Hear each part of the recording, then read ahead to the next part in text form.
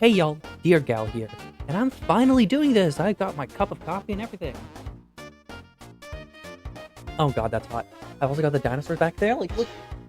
Dinosaur! I'm doing this finally! Oh my god. It took so long for me to, like, actually get in front of a camera and do something like this, so I'm doing it now. Anyways, Jurassic World Evolution 3 came out to a great success. 100% this is the game we all need from this series. Now, is it too early to talk about DLC? Absolutely. The game just came out. We don't need to worry about DLC until like December or February. Anyways, I am a consumer at heart because, you know, as much as I am against turbo capitalism, I am a victim of it. There are a lot of missing Asian species from the game, and I was thinking that I could maybe do a speculative Asian DLC for the game. This DLC could contain up to 6 species and maybe a few variant redesigns, as long as a free update that added the Asian species from Jurassic World Evolution 2.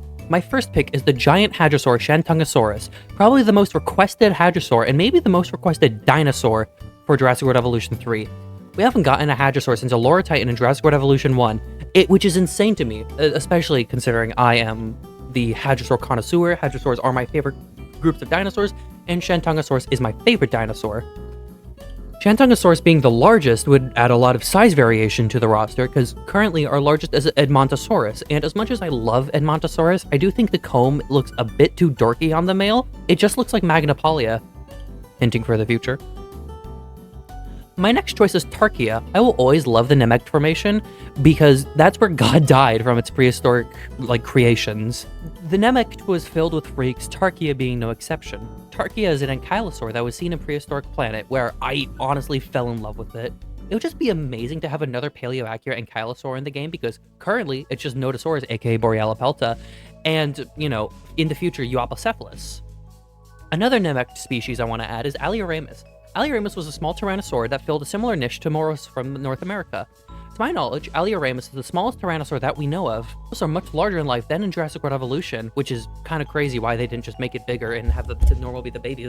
Alioramus could also be our life-sized Moros intrepidus, similar to what we want from Dracovenator, and maybe Charonosaurus in the future. Alioramus could also just be a really nice critter to have if you want to make a family unit by using your imagination, because you will not do anything in Jurassic World Evolution unless you use your imagination. Sauropodomorphs are so commonly requested that Unanosaurus is a must-have at this point. Unanosaurus is not as recognizable as Plateosaurus, but it fills the same niche. Unanosaurus is uncomfortably large, and maybe not offering as much in dimorphism. It could have adorable babies, like, I swear to God. Just I'm only just now realizing that there's basically no non-dinosaurs on the list, so I had to do some digging, because I really don't know much pterosaurs from Asia, so my bad. I love little guys, so welcome to the club, Cryptodracon. It's a small late Jurassic pterosaur, and is about as large as a cat. It's pretty small, but somehow larger than Yehalopterus, so, you know, go off, King. I can see some interesting dimorphism happening, with its crest being a little exaggerated on the male and having a shortened one on the female. And finally, I had to do a lagoon creature, which, I'm sorry. Globidens is kind of the only thing that works, because in my research, I really couldn't find an Asian marine reptile that was only in Asia. Globidens was basically all around the world, so that's why I chose it. Also, it could introduce a crustacean feeder in a free update. Look at just Prehistoric Planet and how it literally only eats ammonites. Is that not the coolest thing ever? It would also bring a new mosasaur to the lagoon, which we've been sorely lacking, because right now, it's only Mosasaurus, which is not at all accurate. Please give us an accurate mosasaur. Now, before I get to the variants, I quickly want to touch on the free update species. It will include Tarbosaurus, Sungoraptorus, Yehalopterus, Dinocaurus, Werehusaurus, and Gigantoraptor, which would all come in a free update. Now, the reason why I set that up is because in the paid DLC, we would probably get some variants. Dinocaurus and Gigantoraptor would get sparsely feathered for more paleo accuracy, and Velociraptor would get a fully paleo-accurate variant, with babies and dimorphism. Please, and Shindosaurus would get a quadrupedal and bulkier variant. This one is literally just me begging and pleading for a bulky hadrosaur.